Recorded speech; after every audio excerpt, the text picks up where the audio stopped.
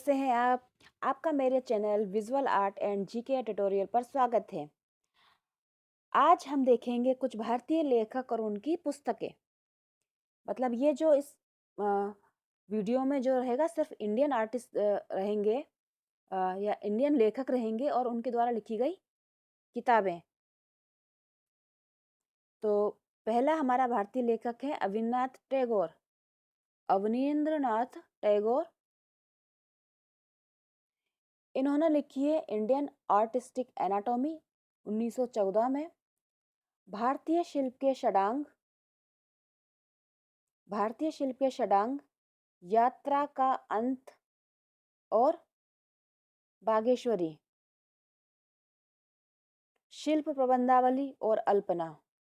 तो अवनींद्रनाथ टैगोर द्वारा लिखी गई किताबें हैं इंडियन आर्टिस्टिक एनाटॉमी, जो उन्होंने 1914 में लिखी थी, भारतीय शिल्प के षडांग, यात्रा का अंत, बागेश्वरी, शिल्प प्रबंधावली और अल्पना।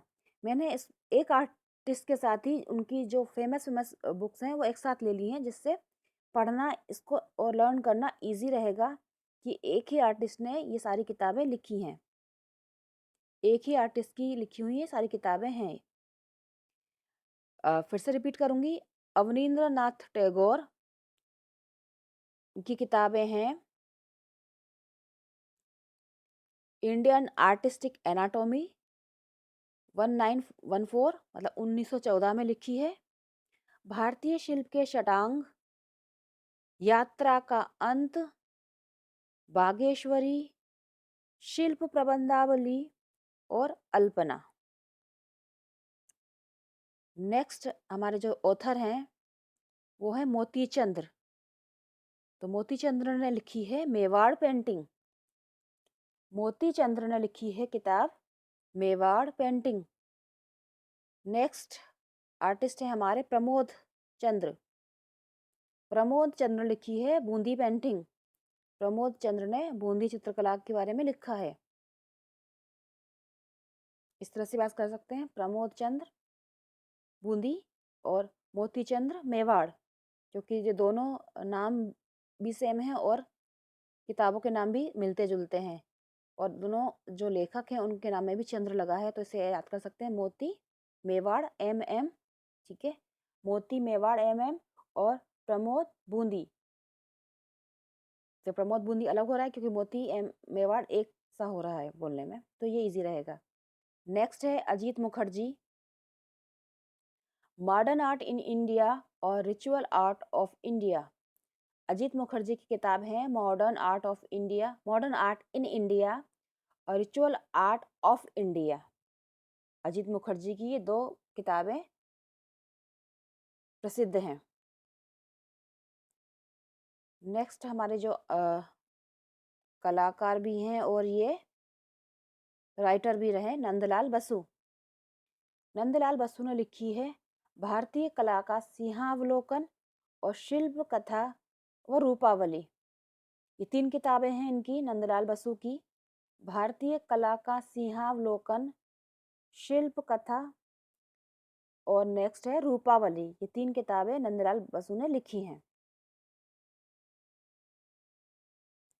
अगली किताब, अगला जो हमारे ऑथर हैं वो हैं ओसी गांगुली।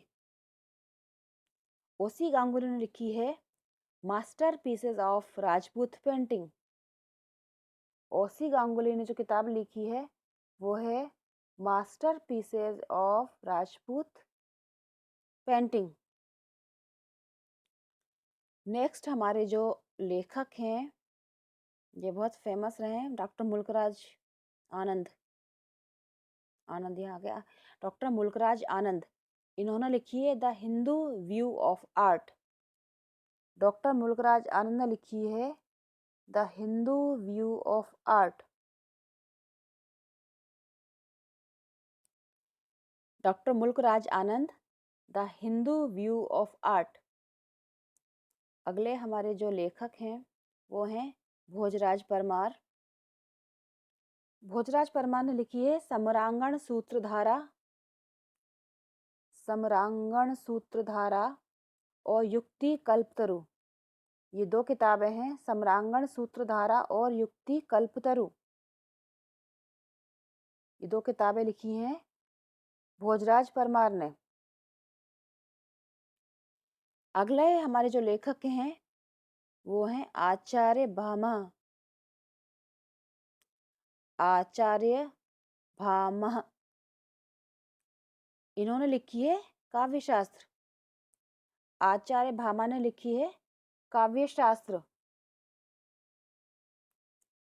अगले हमारे लेखक हैं हेमचंद्र। हेमचंद्र जी ने लिखी है त्रिषष्टि शलाका पुरुष चरित्र। हेमचंद्र की किताब है त्रिषष्टि शलाका पुरुष चरित्र।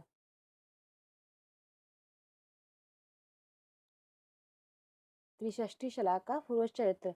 और नेक्स्ट जो है हमारे लेखक हैं वो हैं कल्हड़। इन्होंने लिखी है राज तरंगिणी।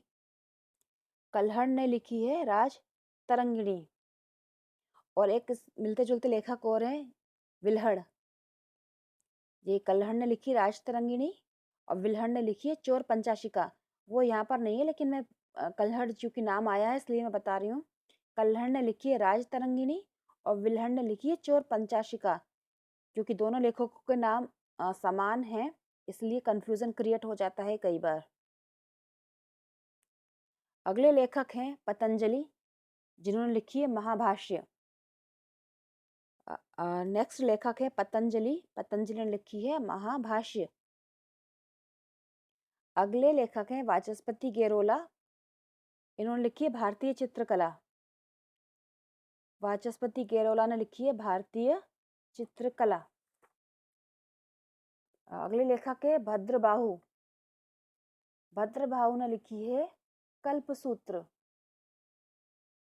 भद्रबाहु ने लिखी है कल्पसूत्र।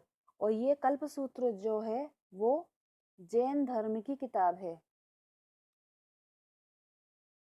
कल्पसूत्र जो है वो जैन धर्म की प्राचीन ग्रंथ भी बोल सकते हैं इसको, कल्पसूत्र को।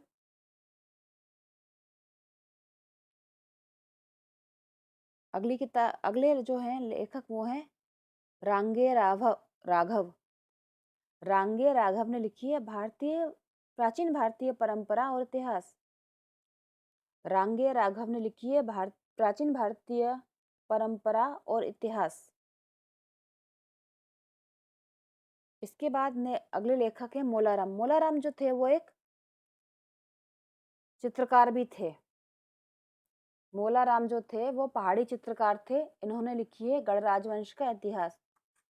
मोलाराम की किताब है गढ़ राजवंश का इतिहास। अगले लेखक है भानुदत्त। भानुदत्त ने लिखी है रस मंजरी। भानुदत्त ने लिखी है रस मंजरी। अगले लेखक हैं जयदेव। जयदेव ने लिखी है गीत गोविंद और भगवत पुराण। जयदेव ने लिखी है गीत गोविंद और भगवत पुराण। अगले लेखक हैं केशवदास। केशवदास ने लिखी है कवि प्रिया, रसिक प्रिया और नल दमयंती। ये 3 किताबें हैं केशवदास की। कवि प्रिया, रसिक प्रिया और नल दमयंती। कवि प्रिया, रसिक प्रिया और नल दमयंती केशवदास की 3 किताबें हैं। अगले लेखक हैं नग्नजीत।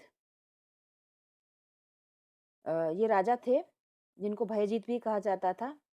इन्होंने लिखी है चित्र लक्षण और ये लिखी है 500 से 200 ईस्वी पूर्व। नग्नजीत ने लिखी है चित्र लक्षण 500 से 200 ईस्वी पूर्व। अगले लेखक हैं धनपाल। धनपाल ने लिखी है तिलक मंजरी।